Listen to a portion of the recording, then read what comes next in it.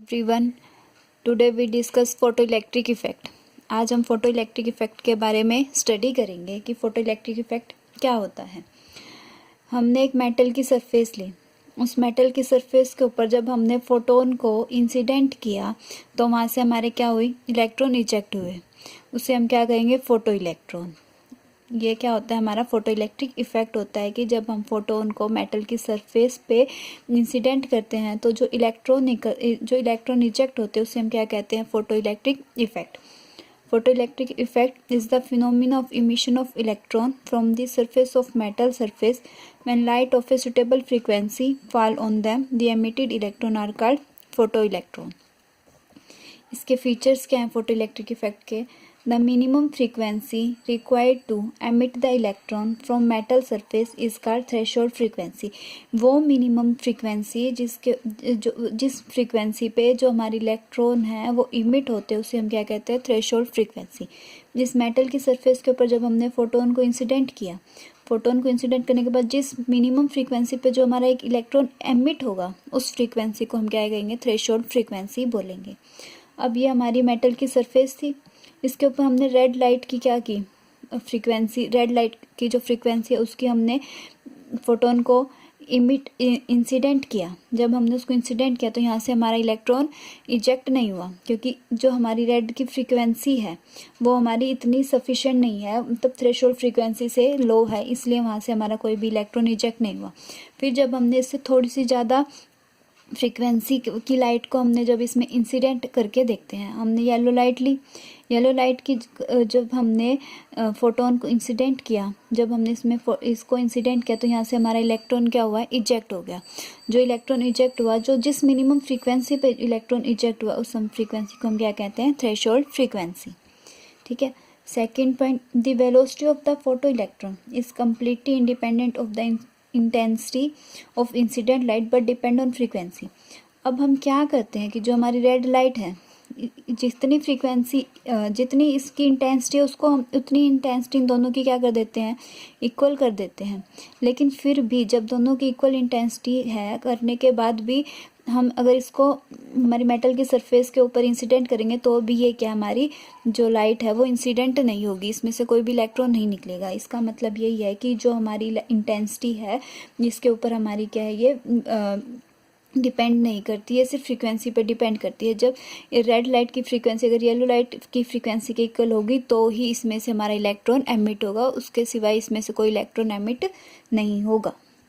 Third point, the rate of emission of photoelectron is directly proportional to the intensity of incident light। जो emission की है photo electron, rate of emission of photo electron किसके directly proportional है, intensity of incident light की। मतलब जितनी intensity, जिस intensity से हम इसमें क्या करेंगे, इलेक्ट्रॉन को इमिट करेंगे, उसी इंटेंसिटी से हमारे इलेक्ट्रॉन क्या होंगे, इजेक्ट होंगे। अब हम यहाँ पे ब्लू कलर की लाइट के इलेक्ट्रॉन को क्या करते हैं, इंसिडेंट करते हैं।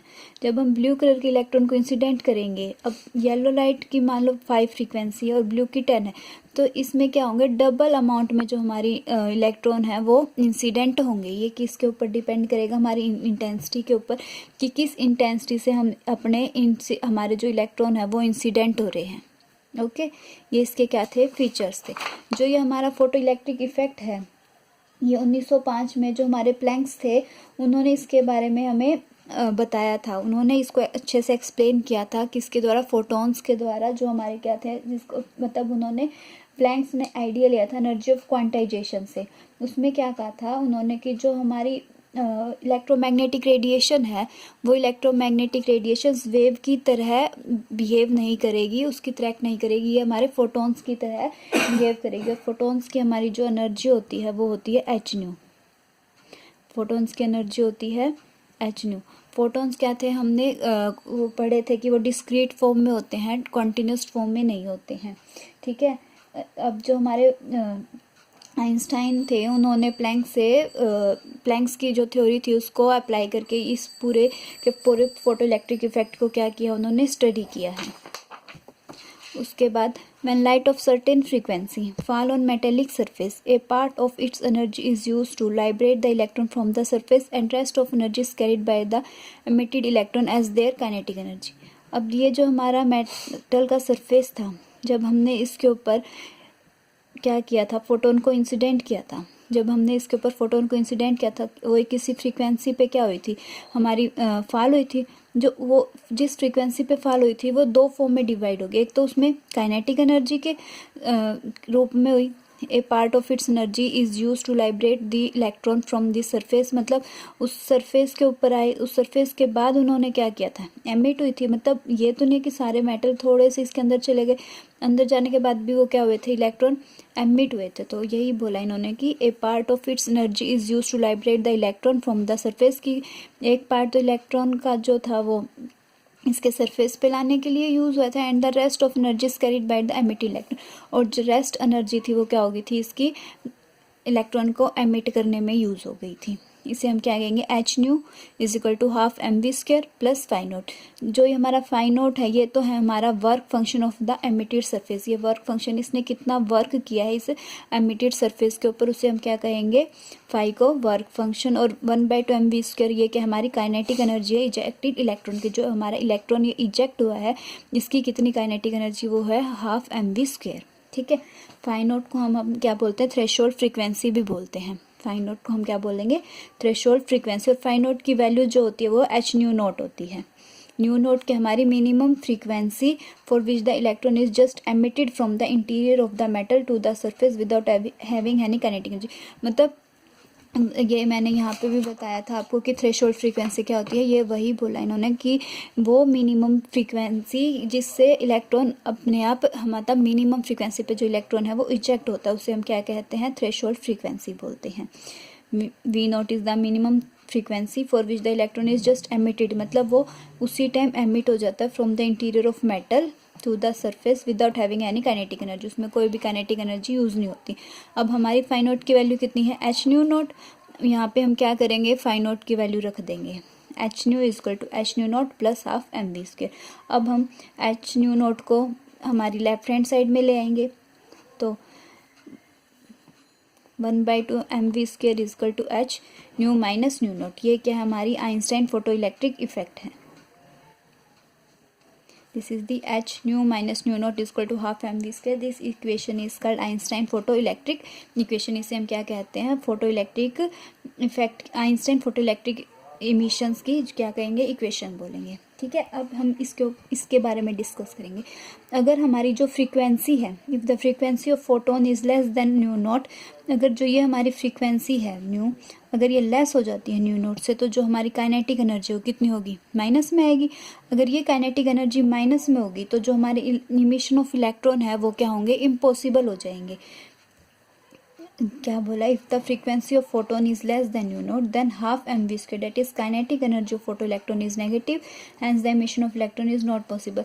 अब जब हमारी एनर्जी नेगेटिव में जाएगी तो वहाँ से हम क्या है, कोई भी काम नहीं कर पाएंगे। तो इसीलिए यही बोला है कि जो हमारी फ्रीक्वेंसी है वो हमेशा ग्रेटर होनी चाहिए न्यू नोट से। अगर लेस होगी तो इसमें हमारा कोई भी इमिशन ऑफ इलेक्ट्रॉन पॉसिबल नहीं होगा।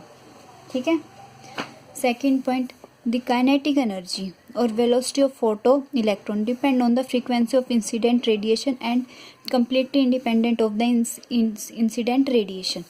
यही बोला है कि जब हमारा जो ये मेटल की सरफेस है, इसके ऊपर जो हमारी ये क्या हो रही है, काइनेटिक एनर्जी है, ये क्या है, फ्रीक्वेंसी के ऊपर डिपेंड कर रही है कि कितनी फ्रीक्वेंसी की हमारी, मतलब इसमें कोई भी इंटेंसिटी की तो बात ही नहीं हुई कि इसने बोला है कि फ्रीक्वेंसी, अगर ये फ्रीक्वेंसी के ऊपर ही क्या होगी, हमारी डिपेंड करेगी, और इंटेंसिटी के क्या होगी, बिल्कुल इंडिपेंडेंट होगी।